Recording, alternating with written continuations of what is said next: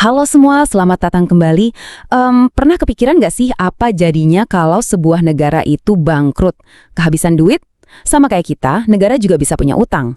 Nah, hari ini kita bakal kupas tuntas drama global di balik krisis utang, gagal bayar, dan gimana dampaknya buat kita semua. Oke, kita mulai dari sini. Agustus 1982, Meksiko tiba-tiba ngumumin ke seluruh dunia, sorry, kita udah nggak sanggup bayar utang lagi. Ini bukan sekedar berita keuangan biasa loh. Ini tuh kayak percikan api yang nyulut krisis global besar di tahun 80-an yang hajar banyak negara berkembang. Jadi, apa sih yang sebenarnya terjadi waktu sebuah negara bangkrut? Nah, buat ngerti kenapa sebuah negara bisa sampai bangkrut, kuncinya ada di rapor keuangan mereka dengan seluruh dunia. Dan ini bukan cuma soal anggaran pemerintah ya, tapi tentang semua uang yang masuk dan keluar dari negara itu. Konsep intinya itu namanya neraca pembayaran. Gampangnya, anggap aja ini kayak rekening koran sebuah negara. Laporan ini ngelacak setiap dolar, euro, atau yen yang masuk dari luar dan juga yang keluar negeri. Neraca pembayaran ini tuh punya dua kantong utama. Pertama, ada akun lancar. Isinya ya transaksi sehari-hari, kayak ekspor-impor. Terus yang kedua, ada akun modal. Ini buat yang gede-gede, investasi sama pinjaman. Kuncinya cuma satu. Dua akun ini idealnya harus seimbang. Sistemnya simple banget, cuma kredit dan debit. Uang masuk dari ekspor, itu dicatat sebagai kredit. Duit keluar buat bayar impor, nah itu debit. Masalahnya muncul kalau debitnya ini jauh lebih besar dari kredit dan itu terjadi terus-terusan dalam waktu lama. Nah, kalau neraca ini udah nggak seimbang parah dalam waktu lama, ya bencana bisa datang. Dan inilah yang membawa kita ke kisah kelam krisis utang tahun 1980-an, periode yang sampai dijuluki dekade yang hilang. Ceritanya itu kayak bom waktu yang detaknya makin kenceng.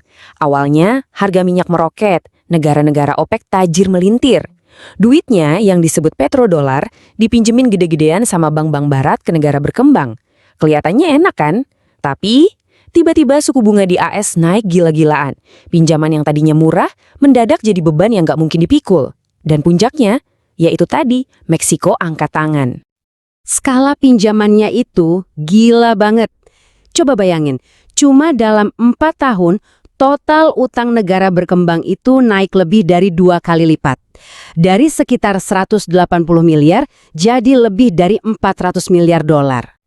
Dan yang bikin makin parah, waktu itu ada keyakinan yang naif banget di kalangan bankir. Mereka mikir, negara berdaulat itu nggak mungkin gagal bayar. Kutipan ini yang sering dikaitin sama bos Citibank waktu itu, nunjukin betapa salah kaprahnya pemikiran mereka. Asumsi yang bahaya banget, dan akhirnya, ya terbukti salah total. Tapi, masalahnya itu bukan cuma utang dari luar negeri. Justru, salah satu biang keladi terbesarnya adalah uang yang kabur dari negara itu sendiri. Fenomena ini namanya capital flight, atau pelarian modal. Coba bayangin ini, ada sekitar 200 miliar dolar, dan ini duitnya warga sama perusahaan lokal loh, kabur dari negara-negara yang lagi terlilit utang itu. Duitnya dipindahin ke rekening-rekening aman di luar negeri. Jadi, ekonominya kayak dikuras dari dalam pas lagi butuh-butuhnya. Jadi, poin paling pentingnya tuh ini. Dari setiap 2 dolar yang mereka pinjam, 1 dolarnya malah kabur ke luar negeri. Ini kan jadi lingkaran setan. Mereka harus pinjam lebih banyak lagi cuma buat nutupin duit yang hilang. Karena negara-negara ini udah di ujung tanduk, akhirnya pemadam kebakaran keuangan dunia dipanggil. Siapa lagi kalau bukan Dana Moneter Internasional alias IMF. Tapi bantuan IMF ini gak gratis, ada syaratnya. Nah, serangkaian syarat yang seringnya kontroversial ini dikenal sebagai kondisionalitas. Intinya, kalau mau dapat pinjaman, ya harus mau rombak total ekonominya sesuai resep dari IMF. Dan resep dari IMF ini biasanya ada 4 langkah, yang sering banget disebut obat pahit. Isinya, ya potong anggaran pemerintah, naikin pajak, devaluasi mata uang biar ekspor naik, sama buka pintu lebar-lebar buat investasi asing. Tujuannya sih buat menstabilkan ekonomi. Terus gimana efek dari obat pahit ini? Well, buat banyak negara, hasilnya malah periode stagnasi ekonomi yang panjang.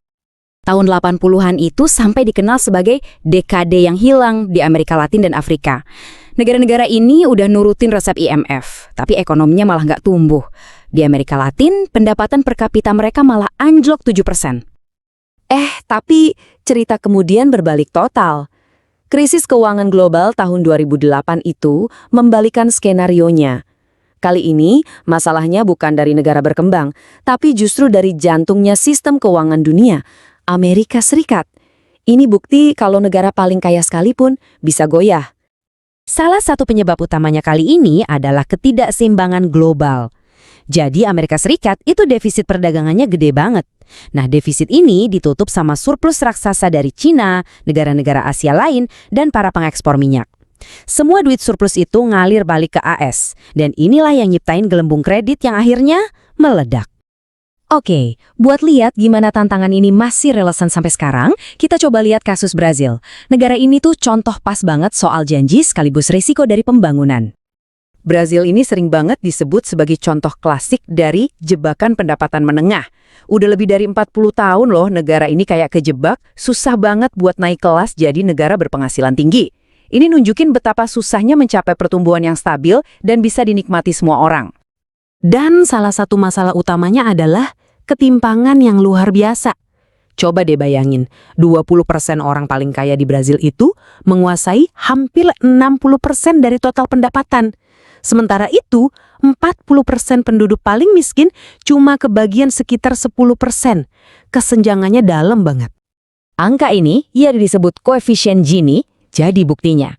Angka ini nunjukin kalau Brazil itu salah satu negara dengan tingkat ketimpangan tertinggi di dunia. Kesenjangan ini jadi semacam rem yang nahan kemajuan negara itu. Ini nih yang membawa kita ke pemikiran terakhir. Kisah berhasil ini nunjukin kalau ngurusin keuangan global itu baru setengah dari perjuangan. Pertanyaan besarnya adalah, bisa nggak sih sebuah bangsa itu benar-benar maju kalau kekayaannya cuma numpuk di segelintir orang? Dan bisa nggak sih mereka akhirnya keluar dari siklus ekonomi yang naik turun drastis ini? Mungkin perjuangan buat kesetaraan di dalam negeri itu sama pentingnya dengan menjaga stabilitas keuangan global.